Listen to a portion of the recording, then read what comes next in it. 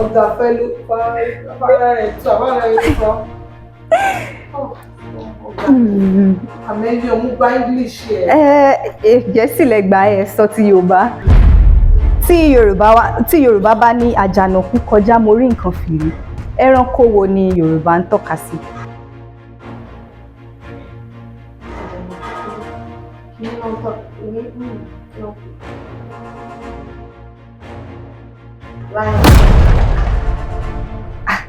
Ẹ kọ́lẹ̀.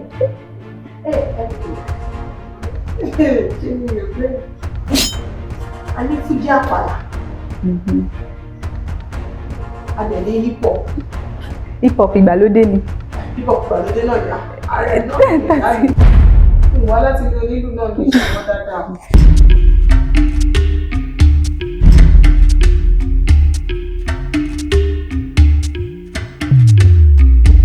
Yorùbá Dun Lede.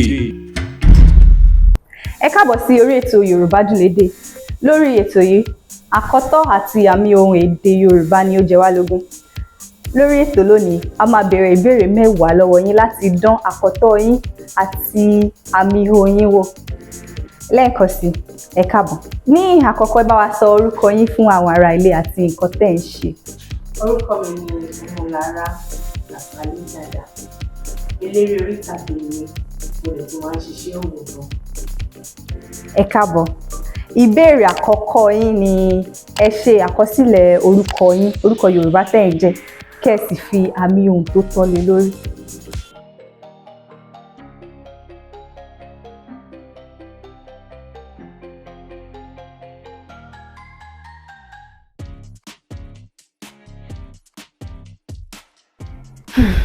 Ní àkọsílẹ̀ ẹgbàá, ní àmì ohùn ẹ̀ṣì.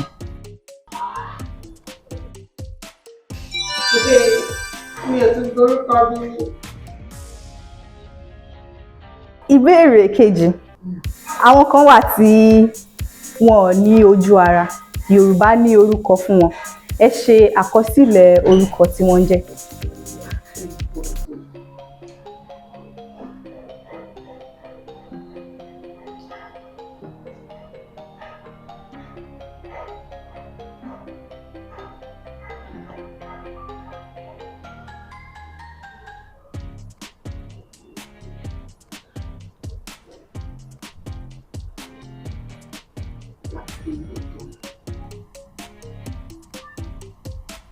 Àkọsílẹ̀ ẹgbàá, àmì ohùn ẹ̀ṣì.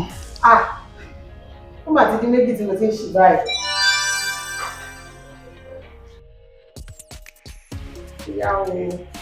Ìbéèrè kẹta. Tí Yorùbá bá ní àjànàkú kọjá mo rí nǹkan fìrí, ẹranko wo ni Yorùbá ń tọ́ka sí?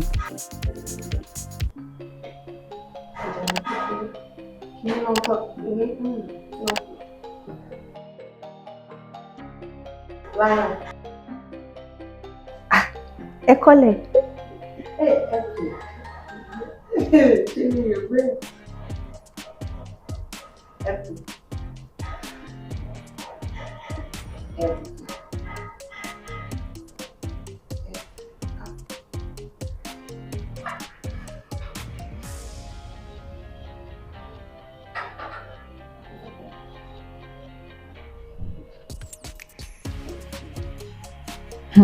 Àkọsílẹ̀ ẹgbàá, àmì ohùn ẹ̀ṣì, ṣùgbọ́n ìdáhùn sí ìbéèrè yẹn kọ́ nìyẹn. Wọ́n máa ní àjànàkú kọjá mo rí nǹkan fìrí, bá a bá rẹ́rìn ká sọ parí.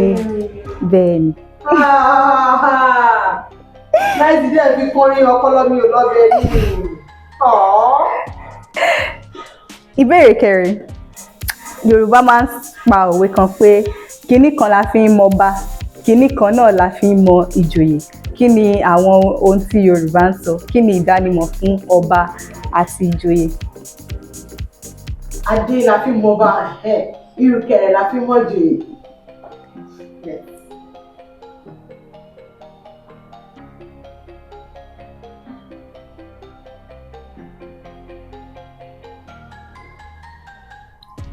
Adé, ìlẹ̀kẹ̀, bẹ́ẹ̀ ni, ẹgbàá. Adúgbò ọmọ láti ara agbẹ́yẹ kan. àkọsílẹ̀ èròjà tàbí ohun mẹ́ta tí Yorùbá ń lò láti sọ ọmọ lórúkọ láyé àtijọ́. Ẹ mọ̀ pé tí wọ́n bá fẹ́ ṣe ìgbéyàwó wọ́n á sọ pé oyin o, wọ́n á sọ pé nǹkan báyìí o. Tí wọ́n bá fẹ́ sọ ọmọ lórúkọ, ẹ ṣe àkọsílẹ̀ èròjà tàbí ohun mẹ́ta tí wọ́n máa ń lò. Ìkíní, oyin.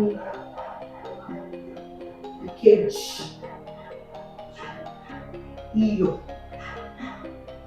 Ìkẹta,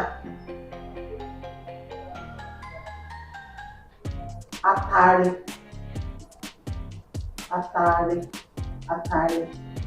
Tàbí ìkẹrin, obì. Wọ́n ti kọ́. Ẹ já o. Ó tún ní ọgbà.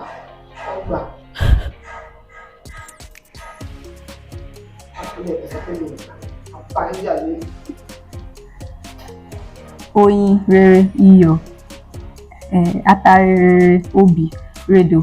Ẹ gba àkọsílẹ̀ oyin, ẹ gba àkọsílẹ̀ atare, iyọ̀, obì, ẹ ṣe àmì ohùn tó wà lórí wọn. Ẹ gba àkọsílẹ̀ wọn o, ṣùgbọ́n àmì ohùn ẹ kùnà.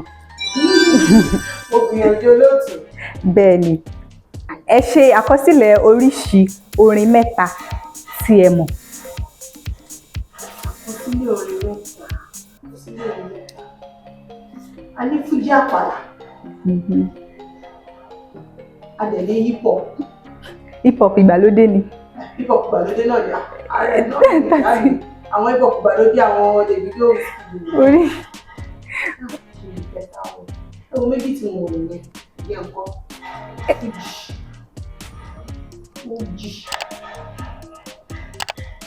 Fújì àpàlà. Ọ̀tọ̀ọ̀tọ̀ ni wọ́n. Fújì ọ̀tọ̀, àpàlà ọ̀tọ̀. Àpàlà. Ẹ̀rù ṣàṣìgbà àpàlà. Hip hop.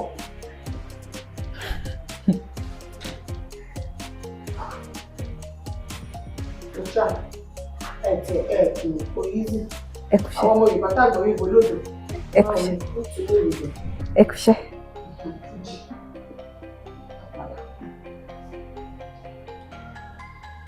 Fújì, àpàlà, hip hop. Mi ò ní fún yín ní hip hop. Fújì ẹ gbà àkọsílẹ̀, àpàlà ẹ gbà àkọsílẹ̀, ṣùgbọ́n àmì ohùn ẹ kùnà. Àpàlà, dòdòdò, fújì, mídò. Ìbéèrè keje.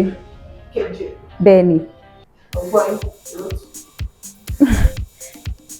Ẹ ṣe àkọsílẹ̀ oríṣi ìlù mẹ́ta tí ẹ mọ̀.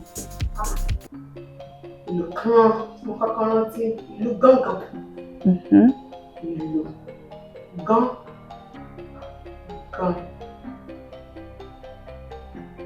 Ìlù bàǹtẹ́.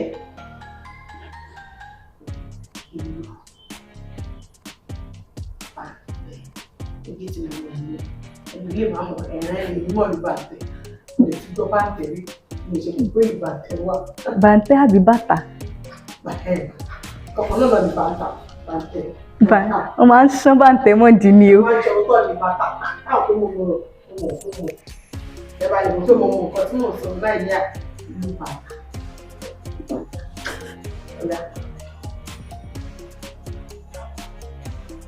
Ṣé ẹ ti kọ́ tán? Ẹ já o.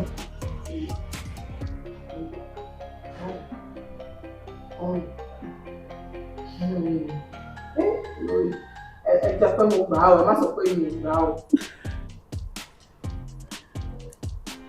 Gángan. Ẹ gba àkọsílẹ̀ gángan. Àkọsílẹ̀ bàtà ẹ̀ṣí. Bẹ́ẹ̀.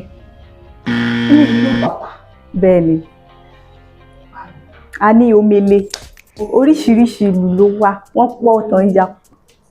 Ìwà láti lo nílùú náà ní ìṣòro dáadáa. Ìbéèrè kẹjọ. Ìjọba tó ṣíwá ìtì nǹkan sí mẹ́wàá. Mo gbọ́ yín ẹ̀lú. Ẹranko wo ni Yorùbá ń pè ní agẹmọ? Mo mọ̀ ọ́ ṣùgbọ́n mi ò rántí agẹmọ.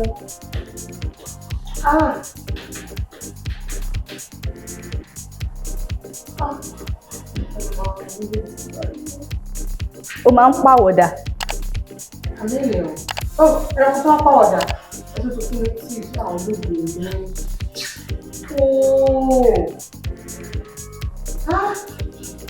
Ló ṣe òmìnira tí òun lọ́wọ́ látara ọ̀gbìn. Ọ̀gà.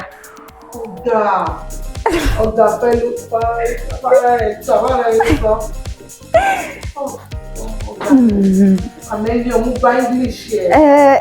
Gẹ̀ẹ́sì lẹ́gbà ẹ̀ sọ ti Yorùbá. Ìbéèrè 9. Àwọn wo ni Yorùbá ń kì ní ọmọ ewu ni mí mi ò gbọ́dọ̀ wẹ́ṣẹ́, òrìṣà ògìdán ni mí mi ò gbọ́dọ̀ wẹ́ kànkàn. Ó máa ń ta dòdò nílùú náà. Ìkirè. Mo gbà á. Ó yá ẹ kọ́lẹ̀. Ìkirè. Mo gbà ìlú ọ̀rẹ́ mi. Ìkirè.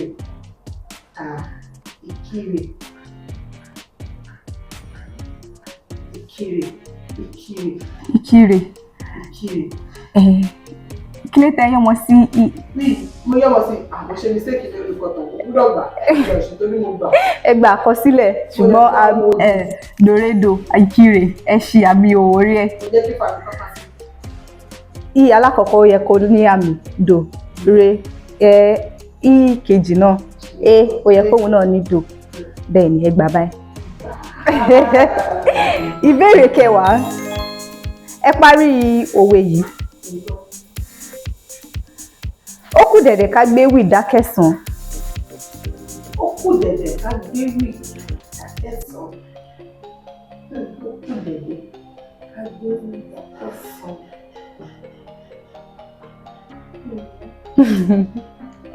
Ọba ajá yín tẹ́rí gbaṣọ.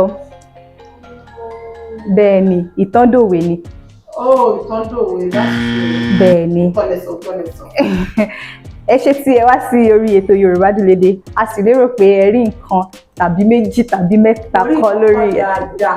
Bẹ́ẹ̀. Gbogbo ẹ̀sọ́ ìgbé tó bá ti ní gbòmí kìíní sọ́bẹ̀ ẹ ṣé ìgbàdún ètò yìí. Ẹ ṣé gan ni ma. Orúkọ mi ni Omolara Kasali Dada. Mo wà lórí ètò Yorùbá Dun Lede ní ìkànnì Oyinmomo TV. Ẹ jọ̀ọ́ torí Ọlọ́run ẹ máa wo ìkànnì lórí Oyinmomo TV. Ẹ subscribe to the YouTube channel yìí. I love you. God bless you.